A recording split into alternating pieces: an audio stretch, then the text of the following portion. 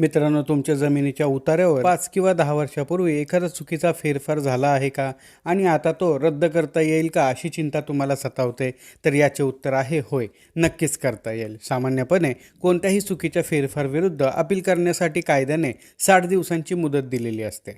परंतु जर तुम्हाला या फेरफारची माहितीच उशिरा मिळालेली असेल किंवा काही अपरिहार्य कारणामुळे तुम्ही वेळेत आक्षेप घेऊ शकला नाही, तर कायदा तुम्हाला आणखीन एक संधी देतो. यासाठी तुम्हाला महाराष्ट्र जमीन महसूल संहिता 1966च्या कलम 251चा आधार घ्यावा लागेल.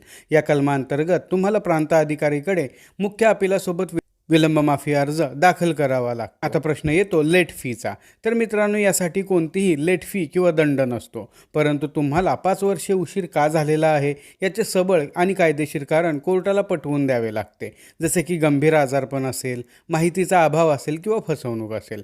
थोडक्यात सांगायचे झाले तर तुमचे कारण योग्य असेल तर महसुली अधिकारी तुमचा विलंब माफी अर्ज मंजूर करून फेरफारची सुनावणी सुरू देखील करू शकतात.